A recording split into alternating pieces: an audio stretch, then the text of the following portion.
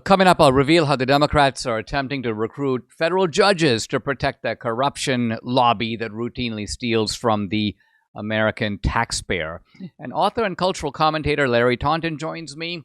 He's going to report on some mind-blowing stuff that's going on in the Darien Gap, ways in which USAID has been enabling the whole illegal trafficking operation on the U.S. southern border. Hey, if you're watching on Rumble or YouTube, listening on Apple, Google, or Spotify, please subscribe to my channel, hit the follow or subscribe button. This is the Dinesh D'Souza podcast.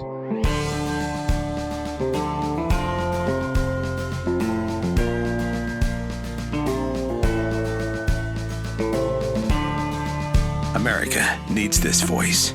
The times are crazy. In a time of confusion, division, and lies, we need a brave voice of reason, understanding, and truth. This is the Dinesh D'Souza podcast. I don't know if you watched the Super Bowl. You most likely did. Debbie and I, didn't. Although we kept track of who was winning and who was losing. I really chuckled when I saw this on social media, posted by someone called Lone Star Chica. The real Super Bowl is going on in D.C. right now. It's the Patriots versus the Steelers. Yep, we're the Patriots, the MAGA side, and the Steelers are the Democrats. And what is underway is the exposure of a massive theft operation. And no wonder the Democrats are unnerved by this. They are spooked by it because they have been running this theft operation for a while. Some Republicans, I will admit, are also in on the take. And so the very party that has been pushing for 87,000 new IRS auditors and agents to look through your finances, make sure you're not doing anything that's not on the up and up, these same people are now in a frenzy because they're being audited. And they're being audited by someone who knows how to do it, knows how to drill down, knows how to identify where all the corruption is going on. So all of this is opening our eyes to the fact that this is a kind of criminal enterprise that has infiltrated our government at an enormous level. Its criminality marries ideology. And so, for example, one of the things that Elon Musk reported this morning is that he's discovering that all the government programs have massive DEI components. So it's not like there is a DEI wing of the government. No, DEI has seeped into, under the doors, so to speak, of every government department and agency. And every program is run in a DEI sort of manner. So you can see the kind of rooting out that needs to go on here to clean this thing up. And everything is scandalous to the level of detail. Smallest things that you see are like, how outrageous is this?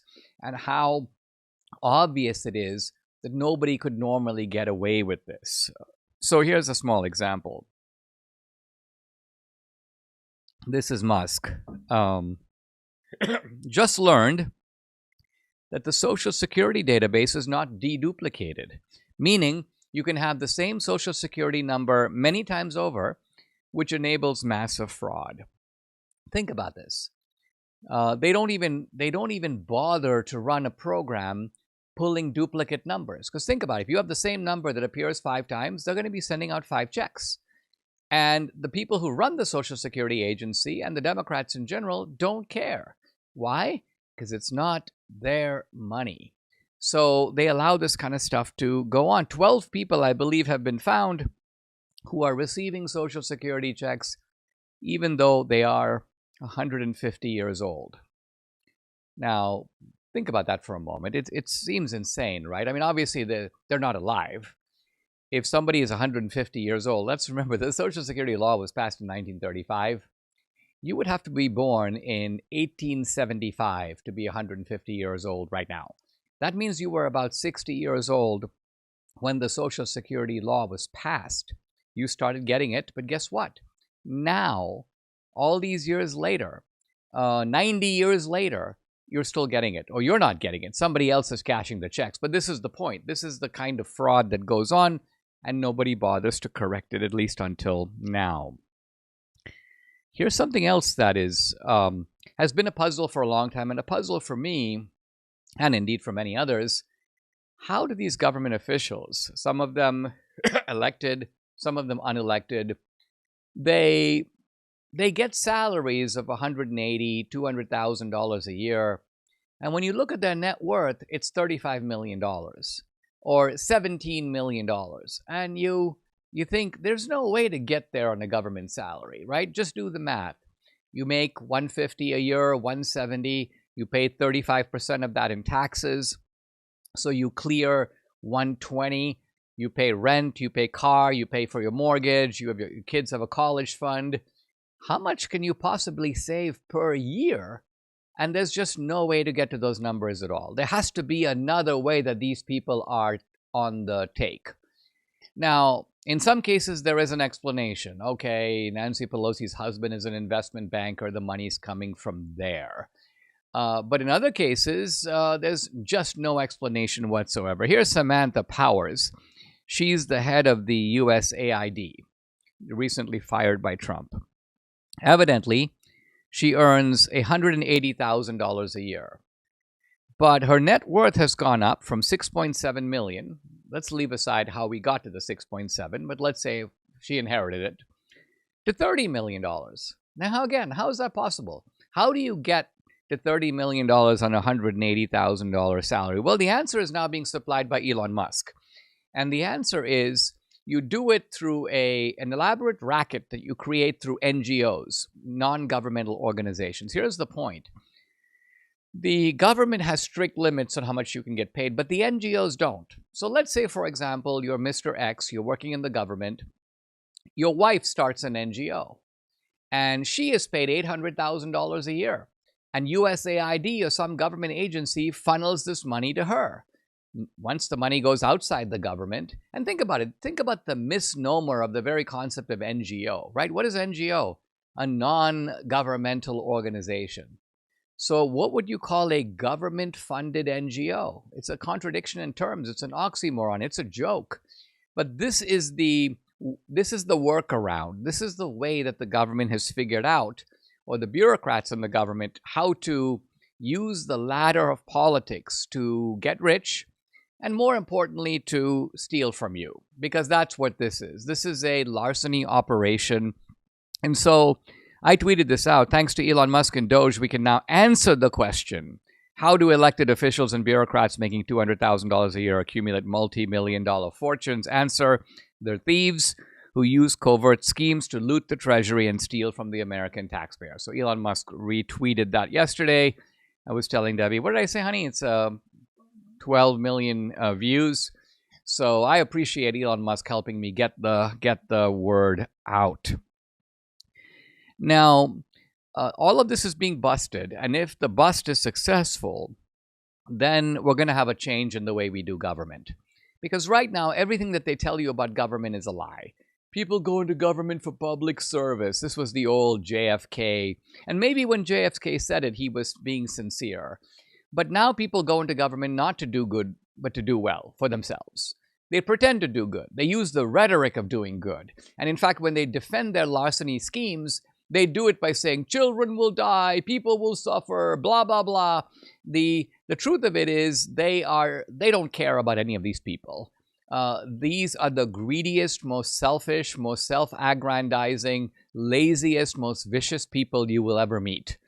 They're far worse in some ways than criminals because their criminality schemes, first of all, criminals don't generally loot the taxpayer. These people do. And what makes it particularly egregious is they're supposed to represent the taxpayer. So the taxpayer is putting these people into elected office, or they're appointed by elected politicians. They're entrusted by you. That's the meaning of a representative democracy. We entrust them to protect our interests, whereas in fact we're discovering that the only interests they care about are their own. It's not even right to use the term government waste. This is me. It isn't government waste. It's corruption. The Democrats aren't incompetent. They're thieves. They aren't stealing government money. It's your money. And I think that this scandal, which is not even really at its peak, this is just the beginning. I mean, Elon Musk has picked one corner of the government and basically shone a light there. But there's so much of the government that is unexplored, unexamined. This would be like taking a map of the United States and, conducting an audit of Rhode Island. Well, the rest of it is still to come. And I think the implication here is that if all this works, it means that a very different kind of person will be needed to go into government. You want to do public service? You should not be going in it for the money. You should genuinely be motivated by the desire to help the public. Right now, we have such a person, and it's Elon Musk himself. Because all the stuff that's being said about him, Elon Musk may gain access to your social security number. Well, first of all, maybe, but the government already has my social security number. Tons of bureaucrats whose names I don't know have access to my social security number. Why do I trust them? I don't trust them any more than I trust Elon Musk. Besides, what would Elon Musk do with my social security number? Tweet it out? Use it to get a loan? No, it's absurd. So that's not a concern. This is a genuinely, in some ways, ironically, even though they question his government credentials, Elon Musk is more public-spirited than pretty much anyone we can think of in the government. Now, when we come back, I want to talk about a judge, or two judges, really, and there'll probably be more, who are attempting to put temporary restraining orders or temporary freezes on Trump's executive orders and actions, even though these actions are entirely within the province of the executive branch. This is essentially judicial activism of a familiar sort, judge shopping, finding an Obama judge or a Biden-appointed judge. This guy, of course, is a complete hack. Doesn't really even follow any sorts of law. Doesn't bother to invoke any sort of law. Just basically blocks what Trump is trying to do. And the real question is, what do you do in this situation? Have you seen the news from economists forecasting a depression, not recession, depression by the year 2030? We seem to be in a perfect storm. Social Security and Medicare hit a breaking point. We have the largest generation hitting retirement age. A smaller workforce means a smaller tax base. Pair that with our growing national debt, rising cost of living, we have a big problem. So, what are you doing now to protect your family for the future? Gold can be a safe haven in hard economic times. Birch Gold makes it easy to diversify a portion of your savings into physical gold. Birch Gold will help you to transition an existing IRA or 401k into an IRA in gold, and it won't cost you a penny out of pocket. Protect your future today. Text Dinesh to 989898. You'll get a free information kit on gold. You'll also get a copy of The Ultimate Guide for Gold in the Trump Era with a foreword by Donald Trump Jr. There's no obligation here, only information. Debbie and I buy our gold from Birch Gold, and you should too. Text my name Dinesh to the number 989898 today.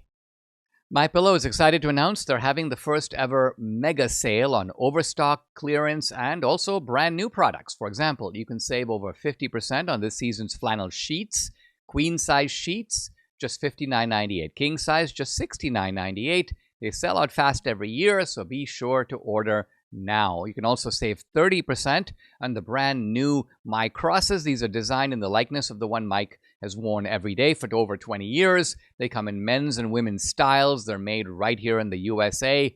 Or you can get the 2025 six-piece My Towel sets for just $29.98. The initial quantities are low, so get them now before they go. I don't want to forget to mention the best-selling standard My Pillow, just $14.98. To take advantage of the first ever mega sale, call 800-876-0227. Again, it's 800-876-0227, or go to mypillow.com. You got to use the promo code. It's DINESH, Dinesh. But let me also add, they used to have buy $75 or more and you get free shipping. Well, that ship has sailed because right now, for a limited time, every order ships free. Debbie and I are kind of chuckling here in the studio, and so is Tony, who's behind the camera. One of our granddaughter, Little Marigold's favorite sayings is, "Oh no." She says, "Oh no." And we're joking that that's the reaction of these government bureaucrats. "Oh no, my hands have been, I've been found with my hand in the cookie jar. It's not good." So the question is, what are these Democrats doing to protect their racket. And one answer that I mentioned is running to liberal judges. They do it, first of all, with judge shopping, and this is key. The New York judge, for example, who has put a TRO, a temporary restraining order, on Trump, the way the Democrats got that guy is they sort of figured out that if they filed their motion on a Friday, when the judges, by and large, are out, there is a kind of emergency judge who takes on the Friday docket. And so the Democrats know it's going to be this guy on Friday. So if we file on Friday at a certain hour, we're going to get a judge. So this is really not how the law is supposed to work, right? You're supposed to file a motion. By lottery, it goes to a judge. It could be a Trump appointee. It could be a Biden appointee. No, the Democrats make sure they get their guy because they know what the result is going to be. They know that their people are hacks. And so, sure enough, the judge goes, temporary restraining order granted. Now, we have to pause here to think about the impact of what these judges are doing. Because in one case, you have a judge who stops an order to deport illegal gang members, Venezuelan gang members, to Guantanamo. And the question is, where is the authority for a judge to do this? This is executive action. The president is the commander-in-chief. The president has complete executive authority to enforce the laws on the border. This is entirely within Trump's authority, but a judge goes, stop. Now, the judge, in fairness, is not putting a permanent stop. It's a temporary stop. But the temporary stop is still a stop. And let's go further. Another judge has said that Elon Musk and his Doge team cannot collect data from the Treasury Department. You have to destroy the data you've already collected. Now, again, this order, again, a TRO, a temporary restraining order, is so broad that it even prevents the newly confirmed Secretary of the Treasury from taking action to carry out what Elon Musk and his team have done. Not only is Elon Musk and Doge prohibited, the Secretary of the Treasury is prohibited from doing something entirely within the domain of the Treasury. You have a judge basically saying that a president can't be a president, and his cabinet appointee cannot run his own department. This is the level of seriousness that we are dealing with. Now, the judge says very carefully, I'm not stopping it, I'm just delaying it, file a motion, come see me next week. But the question is, how can you do this kind of thing at all? We're not talking about disputed areas of the law. We're not talking about something that raises a there are some controversial issues involved here. One of them, for example, is birthright citizenship. I don't dispute that this is an area where we need the judges to weigh in, interpret the provisions of the Constitution. Ultimately, perhaps it'll go to the Supreme Court. But there are plenty of things that Trump is doing that are entirely within his authority. Let's say, for example, Trump decides to take a military action in Syria.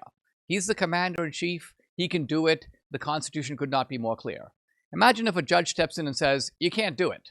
Come see me next Wednesday and explain to me why you want to do this. Does Trump have to wait till Wednesday to go see this guy? And who is this guy? We're not talking about the 9 justices of the Supreme Court. We're talking about some dude in Austin or some dude in Berkeley, California, or Manhattan who has been put up to it by the New York Attorney General. So this is not how our system is supposed to work. The Democrats, of course, know this, but this is their delaying tactic. It's their way of gumming up the works. It's their way of slowing things down. And the question is how we should respond to this. We have 3 co-equal branches of government. The executive branch has clear authority to do certain things, and the judge is interfering with this. Here's J.D. Vance. If a judge tried to command the attorney general how to use her discretion as a prosecutor, that's illegal. And J.D. Vance is right. But somehow the Democrats are acting as if judges can do whatever they want. Sure, they can stop the education department from changing its policies. They can stop the Treasury. No, they can't. They actually cannot do that. And my precedent for this is in fact Abraham Lincoln. When Abraham Lincoln was confronted with the Dred Scott decision, his response was to ignore it. Let's digest that for a moment. Lincoln's view was this: the Constitution does, in fact, tell the legislature, you can do this, the executive, you can do this, the judiciary, you can do this. But Lincoln says it doesn't mean that one branch of the government or the other can start telling the other two branches exactly what they can and cannot do when the Constitution itself could not be more clear. Or to go even further, Lincoln said that if the Constitution is ambiguous, who is to say who has the final word on it? Now you might say, well, that's obviously the judiciary. Well, even if I grant you it is the judiciary, my question to you is, does the judiciary apply to some local judge? In other words, let's look back at the early 1860s. Do you think that a judge in the South, let's say Alabama, could have said to Abraham Lincoln, you cannot ask for 75,000 volunteers to create a militia to stop Southern secession? That's illegal. Come see me next Wednesday and we'll talk about it. Lincoln would have regarded this as utterly preposterous. In fact, he would have completely ignored it, and he would have been right to do so. Why? Because the ability to call forth a militia is within the province of the President of the United States. It is entirely within his executive power.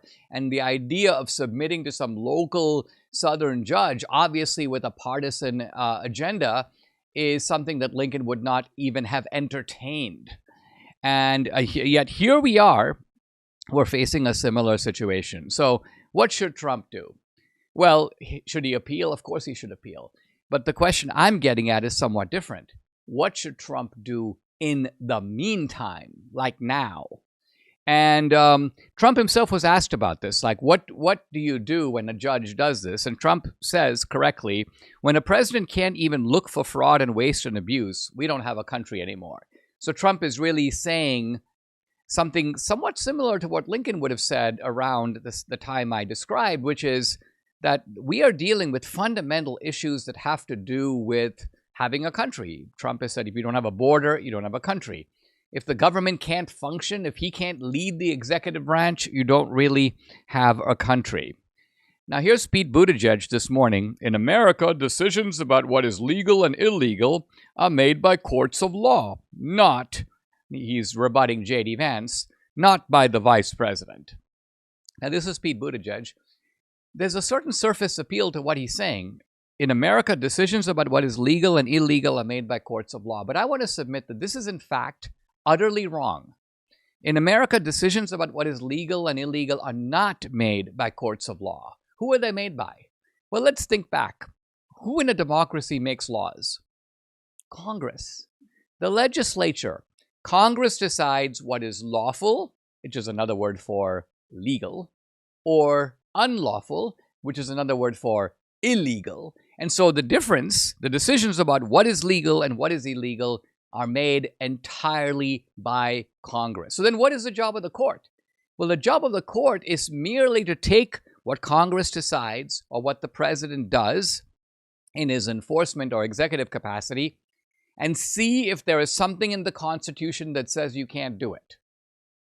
If there is, then that law is unconstitutional. So again, the Supreme Court is not determining, quote, legality.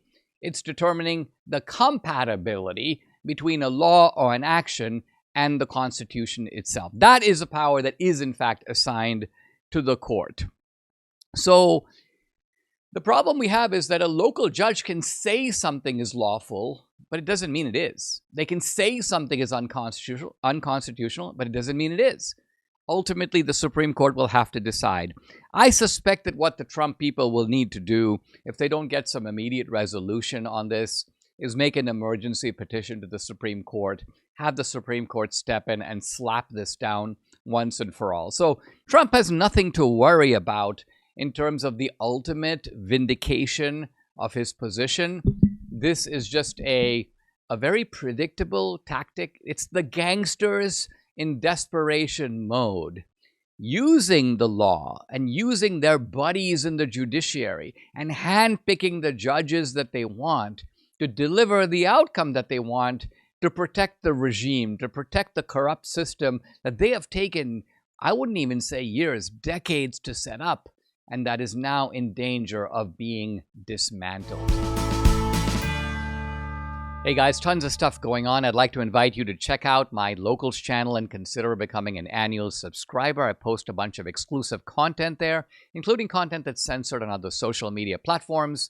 On Locals, you get Dinesh Unchained, Dinesh Uncensored. You can also see a personal side of me, and you can interact with me directly. I do a live weekly Q&A every Tuesday. No topic is off limits. I've also uploaded some cool films to Locals, documentaries, feature films. 2000 Mules is up there, the film from last year, Police State, the new film, the latest film, Vindicating Trump. I'm also working on getting up the film Trump Card, as well as the feature film that Debbie and I did together called Infidel. Those are going to go up in the next few days. Hey, if you're an annual subscriber, you can stream and watch this movie content for free. It's included with your subscription. So here's where you go, dinesh.locals.com. I'd love to have you along for this great ride. Again, it's dinesh.locals.com. Guys, the last time, and it wasn't very long ago, I had my friend Larry Taunton on. He was here to report on goings-on at the World Economic Forum in Davos, Switzerland. But Larry is a man on the move. He's currently in Cairo, and we're going to connect with him right now. He's an author. He's a cultural commentator. His work has been covered by the BBC, the New York Times, and many others. You can follow him on X at Larry Taunton. Larry, thanks for joining us, especially from so far away. You are doing a kind of unique type of work because not only do you investigate things, but you show up, you put yourself on the scene, and you discover things very often that other people haven't figured out. Talk about what you've discovered about USAID from Cairo.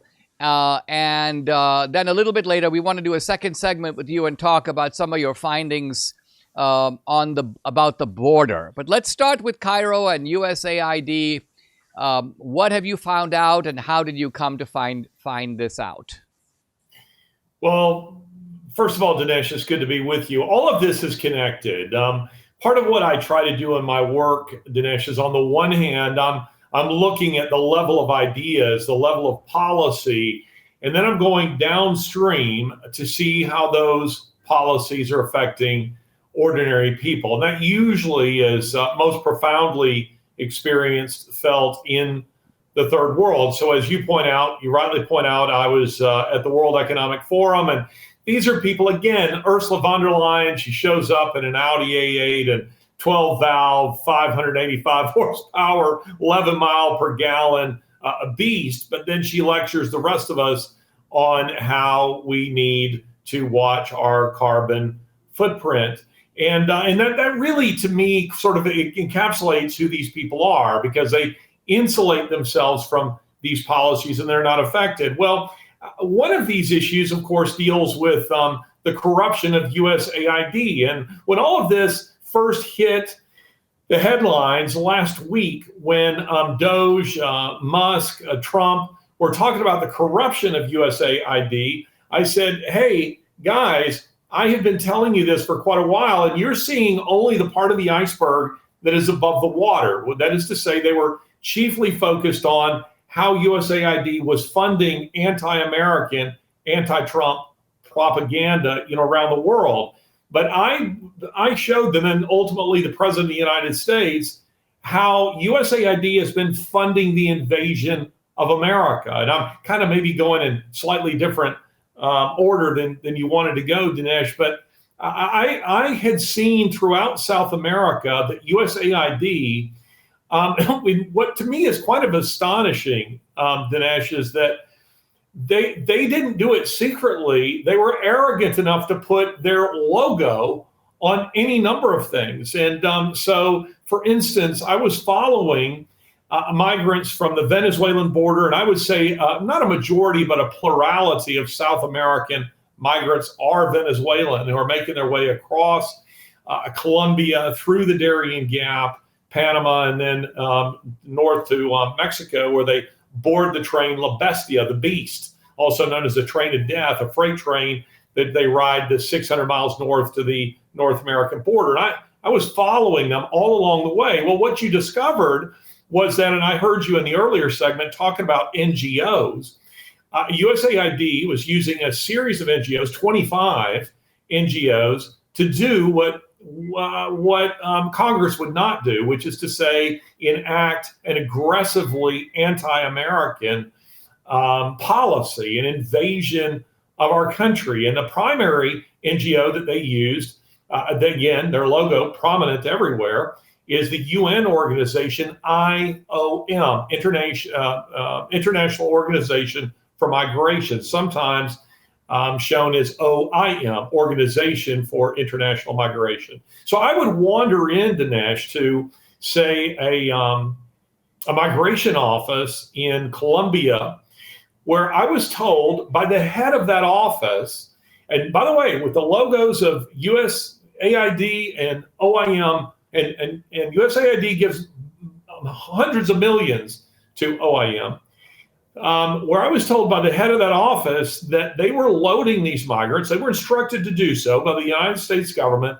onto planes and then flown in to the United States and to destinations unknown. But also, and here's to me really the smoking gun, Dinesh, I flew a single prop plane into the Darien Gap. And then I went on both the Colombian side and the Panamanian side. And for those who don't know, Darien is the Hotel California of jungles. It sits like a cork on top of South America. People think that you can take the Panamanian Highway from Anchorage, Alaska, all the way to the tip of South America. You absolutely cannot, because there is no road through Darien, and people just disappear there. Well, what you discovered was on the very beaches, Dinesh, I have photographic video evidence of all of this, on the very beaches where cartels are loading people onto ferries, which are really Zodiacs that say maybe, hold 30 or 40 people. Right there is an IOM USAID banners that are right there. And if you were to look them up, and now Musk and his team have taken down since a week ago, they took down the USAID website. But if you were to, you can still find in Time Capsule and other articles that USAID, all of the articles about them and the money that they would pass along to OIM suggest that they're trying to stem the tide of migration. They were doing absolutely the opposite. And what I really want to drive home here is USAID was running the largest human trafficking, because that's what this is, human trafficking op in modern history, Dinesh. And they didn't care at all what happened to these people from point A, we'll say from Venezuela, to point Z, the United States, where children were disappearing. And I was watching this. Children disappearing, talked to women who were raped, people eaten by jaguars, killed by paramilitary groups, indigenous people in Darien. And all of this was going on, and it was encouraged by the Democrat Party and their globalist allies. I mean, Larry, this is so eye-opening, because in some ways it gives a different answer to a question that I've pondered about, but pondered about merely spectatorially or theoretically, because I was always under the impression that, look, there is a kind of scissors operation or a kind of wink-wink collaboration between the cartels and the Biden administration. It's the cartel's job to get these people from faraway places in Central and South America all the way to the Mexican border.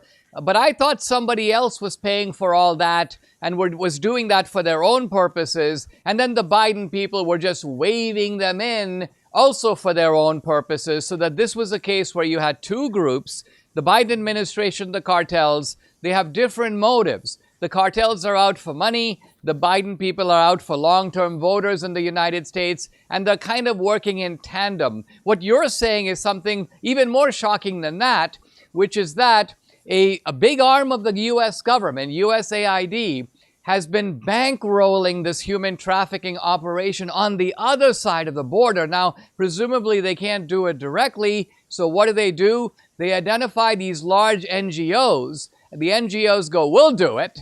So you have a case of the U.S. government undertaking projects that it perhaps cannot do either legally or maybe politically in the open, but they subcontract those projects to these NGOs, and the NGOs do it. Is that a good summary? Very well said.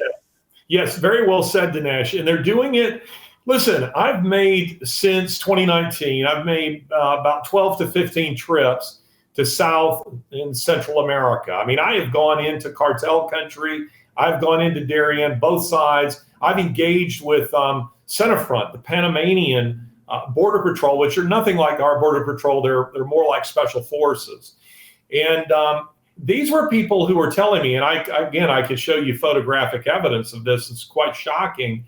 But these were people who were telling me that Centerfront Outpost Commander in Darien told me that U.S. officials from an unknown agency were sent down and told them to keep the human trafficking train rolling. So he takes me into the back, Dinesh, to their, kind of their lecture hall in where they gather their troops. And they have presentations. They had all these banners on the wall that were showing the number of contacts they were having of people coming through Darien. And in, say, 2019, the bar chart, is here. And then 2023, the bar chart looks like this. It was 500,000. And they were projecting that it was going to be, I was there in 2024. And 2024. And so they didn't have the data for all of 2024 yet. But they said it's going to be north of 1 million. And they said, look, your country is committing suicide, and they're telling us to do it. So we put them on buses, and we take them northward to Costa Rica and tell them America's that way. You see, one of the things that people don't quite realize, Dinesh, and your wife Debbie would get a chuckle out of this and know the truth of this, is that most Americans think of everything south of Texas as Mexico. It's just all Mexico. They don't make any real distinctions here. And what people don't understand is that these illegals are illegal in every country they pass through other than their country of origin. And none of those countries want them. The Panamanians do not want the Colombians. They see Colombians and they think Pablo Escobar. And it just keeps going. And they say, look, if you want to go to the United States, go that way. But we do not want you in our country. And all along the way, what I discover is USAID, Catholic Charities, and OIM or IOM are playing a key role in keeping it going. And one more thing I want to point out, Dinesh, when I first started going down here, these groups, again, chiefly at the time coming out of Venezuela, and that's because, they're desperate people. They couldn't feed themselves. They had no choice. I was talking to these people, and you feel nothing but compassion for their situation. These people initially, it was all ad hoc, meaning they were trying to organize themselves and help each other via Facebook groups. But then once the Biden administration, took over, it became a well-oiled machine, and the numbers just grew. And what you discovered is now it was no longer ad hoc. You now had a series of agencies that were involved to not just stem the tide, but to keep them going. Let's take a pause. We'll come back for more with Larry Taunton, speaking to us from Cairo, but uncovering the role of USAID in South and Central America.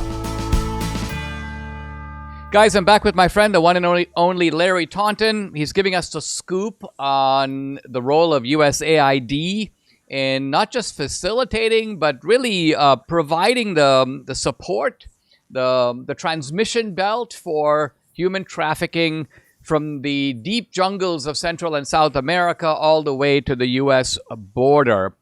Larry, Debbie has a cousin in Venezuela who would tell her that there is the word on the street that there's an open invitation from Biden to come to America. And not only that, but if you come, you will get a car, you will get food, you will get pharmaceuticals, you will get what you need. And so the idea wasn't merely that you would have, hungry, starving people on their own initiative. It's almost like we are running an advertising campaign on the street.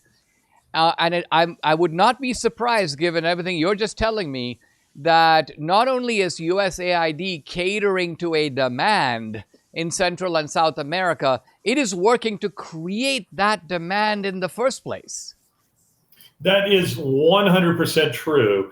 The way I put it, Dinesh, it's like they declared America a great Black Friday sale, and they told everyone to line up at the border. Now, it's interesting to note that the immigration officials working for USAID and IOM that I spoke to in Colombia, off record, again, they want to keep their jobs, but they said the Biden administration, and now let me take screenshots of their computer. I mean, the things that they were being sent, that they were looking for specific nationalities, Venezuelans, they were interested in, the Biden administration, not Colombians. They were interested in Venezuelans, Cubans, Haitians, Afghans, some Indians. These were the nationalities that they were looking for while denying others. Now, we can theorize as to why that would be so, but interestingly enough, Dinesh, to your point, to Debbie's point, I went into these migrant camps, and one of the most dangerous ones is called Caraquitas. Caraquitas is in Barranquilla, Colombia. It's very, very dangerous. It's Little Caracas, as it's known. And it's kind of funny, Dinesh. I pull up with my translator in a Ford, I think it's called a Picante, this little bitty, it's not even worthy to be a Ford Escort. And we get out of this thing, and my translator, who is himself Colombian, a grizzled old reporter, he says, look, he's dropping F-bombs right and left. He's saying, this is dangerous. I said, look, I'm not a newbie at this. Just follow my lead. So we get out. You can feel the hostility of the people there, but I'm quite obviously a gringo. I mean, there's no getting around the fact that I'm a gringo. And as these people are approaching, I tell them, hey, journalista. And quite frankly, Dinesh, it's just a nuance between the two of us. I consider myself a writer, not a journalist, but anyway. So I say this to them, and my translator said they think we're from the cartels. And I turned and I pointed at the little Picante, and I said, well, wouldn't we be in a G-Wagon? And these people understood G-Wagon. They all started howling. They started laughing.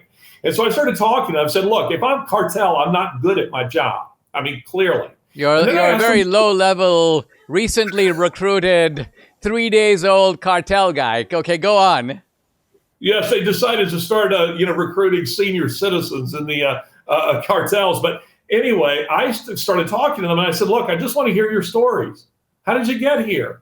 And Dinesh, this makes some people on the right upset, what I'm about to say. But they shouldn't be. These people, and I'm weeding out, the cartels and the military types. They are victims, and they're victims of the Biden administration who promised them all these things. And what was very interesting is I'm listening to them telling heartbreaking stories of rape, of exploitation of every kind by every predator known to man all along the way. I said to them, the Biden administration, and Biden was president at the time, I said, the Biden administration, they are not your friends. They were shocked. And I said, they're not your friends. I said, these are people who are using you. And, it's interesting because these are not people, and this is a whole different conversation we could have, and Debbie would have some interesting things to say about this, but they're not naturally Democrats. They know what socialism is. They hate socialism for the most part. These are people going through Darien without any government assistance, I mean, other than what's being provided for by USAID, and they're broadly, Catholic and family oriented, meaning that I think we have to change sort of our messaging and our posture. But two things can be true at the same time. One is having a proper border security. I want lethal force on our border, and I want a proper immigration policy. And on the other hand, we have to make life tolerable for these people in their own countries. Dinesh, in recent years, we have seen, and I'm just going off the top of my head, Colombia, Brazil, Honduras, Chile, the most stable democracy in South America, and Honduras all fall to Marxists in very dubious 2020-like elections, where, by the way, the CIA was said to be involved and US aid. Wow, I think that matters. Yeah, it does matter. And I think also the point you were making a moment ago, that where do you point the primary finger of blame? I mean, certainly someone who's an illegal is breaking the law, but there is an element of ambiguity that is introduced when the government, whose laws you're breaking, is waving you in. I mean, I make this point in a little different context in January 6th. All right, it's not, you're not on a Capitol tour. You go marching in on January 6th, but guess what? There's not a single uniformed officer with a bullhorn saying, everybody clear out of this building. None of you are authorized to be here. It's kind of like a museum, right? You see some paintings down the hallway. There's a museum official sitting there. You attempt to walk across and go. They don't stop you. They don't say, no, this is a forbidden section. So you go, sure, I'm obviously allowed to go because somebody in authority isn't telling me no. So the point here you're trying to get at is that we do blame, and perhaps to some degree rightly, the illegals themselves, but the primary culprit, the head of the snake, the initiator and perpetrator of these policies are people like Samantha Power and Joe Biden and Kamala Harris. January 6th is a brilliant analogy, Dinesh. That puts it exactly rightly. And again, these people are, for the most part, they are fleeing socialist hellholes. I mean, the stories I heard, the composite story I heard coming out of Venezuela, for instance, goes like this. 10 years ago, I could feed my family. I was a mechanic, and my wife was at home with our children. Then both of us had to work. And then both of us had to skip a meal to make sure the children could eat. And then both of us were only eating one meal a day to feed our children and working multiple jobs. At some point, they had to leave. They had no choice. And so they went through the very dangerous, what are called the trochas, the illegal pathways between the various countries. And they were in no man's land because the Colombians don't want them, the Peruvians don't want them, the Chileans don't want them. So where do they go? They take the risk and go through Darien. And as I say, Darien is the Hotel California of jungles. No Columbo, no monk is coming looking for you. If you disappear there, there's no record of you ever having existed. And the horrors there are real. And we're talking about 250,000 to 500,000 children just evaporating. And this is to say nothing of the real tragedy are the women. I mean, there are men killed too, but I think of when I was in Nicoclí, which used to be sort of a Fort Lauderdale Colombian, beach resort town. Now it's run by the Golfo cartel, and USAID operates there, and OIM operates there, and you see Colombian immigration there. And I see two fresh-faced Colombian girls who are, 15, 16. They're got their yoga pants on and a ball cap and their ponytails, and they're getting on a Zodiac like they're going on a Disney ride. And I'm saying, girls, please don't get on those boats. I know you've been told. I know my government is telling you that America is the magic kingdom. You will not make it through Darien unscathed, if at all. But there was no way I could make a dent in their thinking. And I promise you, those girls did not make it through either alive or without being raped. Horrifying. Guys, I've been talking to Larry Taunton. Follow him on X at Larry Taunton. Larry, I'm really glad. I know that your reporting and information is making its way up to Trump, and hopefully this will enlighten the policymakers on our side who will get to understand the degree of complicity here and just the evil doing on the part of these agencies like AID, because as you can imagine, there is a massive squid-like cloud of rhetoric coming out now from the left. We're saving lives, we're providing, life-saving medicines and so on. And so any effort to investigate USAID is going to be horrible for people around the world. It's all propaganda, and I think people know it, but you're helping to put the details on it, which is indispensable. Thank you very much, Larry Taunton, for joining me. Hey, Dinesh, say this very quickly. I crashed the USAID office here in Cairo yesterday. And when you get a chance, take a look at that thread I sent to you. It's astonishing, their reaction. Place is a fortress. Thanks for having me, brother. Really appreciate it. And by the way, I shared your feed on my X, so people can go onto my X feed and check out Larry Taunton. Larry, thank you very much. Thank you, man. Subscribe to the Dinesh D'Souza podcast on Apple, Google, and Spotify, or watch on Rumble, YouTube, and SalemNow.com.